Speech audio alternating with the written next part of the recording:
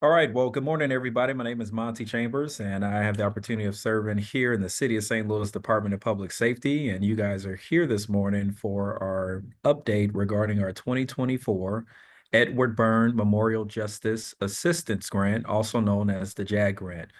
This is a public meeting. This is a public hearing. If you have comments and/or questions, you do have the ability to submit those via the Zoom, as well as also attend here in person here at our office here in City Hall, room number 401 inside of our large boardroom. So at this time, I'm gonna go ahead and share my screen and we're gonna get started with the presentation.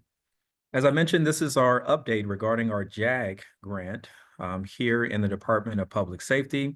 And we are holding this meeting to provide you guys with an overview of number one, what the grant is, as well as the objectives as it relates to the funding of the sources.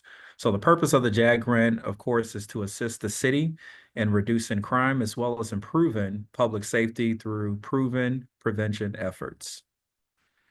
So with that as a backdrop, you can see that we have really three main snapshots of focus. The first one is dealing with our homicide criminal intelligence analysts. And the purpose of having this additional personnel is to assist with our St. Louis City homicide detectives in clearing homicide cases by assisting with suspect identification as well as crime mapping, data analysts, as well as assisting with some of the code cases that are still pending and/or that are also in review. The other snapshot is dealing with our problem properties unit. Our problem properties unit work very closely with other city officials to prosecute nuisance and vacant derelict property cases. And some of their objectives include nuisance abatement via consulting with problem property owners and court orders, as well as assisting with the number of properties that have been assigned and the number of cease and desist letters that may also go out as a result.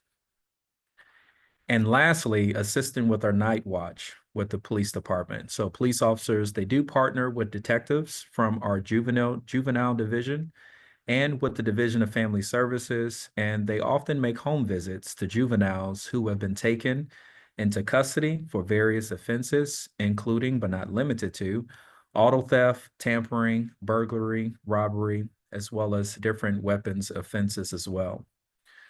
And with these three different main snapshots, there are quarterly, monthly program metrics that are measured, and there are reports that have to be submitted in order to remain in compliance with the grant as well as the funding that has been received.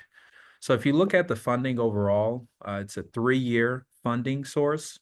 The first year, if we're looking at 2024 for our homicide criminal intelligence analysts, the proposed funding was $115,000, $398.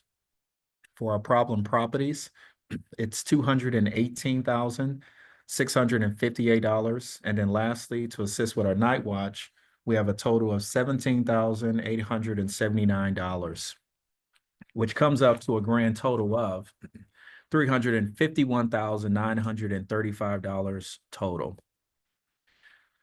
With that being said, we're now going to open up the floor for any public comments that anyone may have who is attending this meeting either in person as well as or virtual. And then also we're going to open it up for a short, brief Q&A session that we may have. So at this time, if anyone would like to make a comment, please notify yourself and do so at this time. Okay, well, we see that there are none at this time. I want to thank everybody for the opportunity to come out. Tony, thanks again for hosting this. And at this time, we're going to go ahead and adjourn the meeting.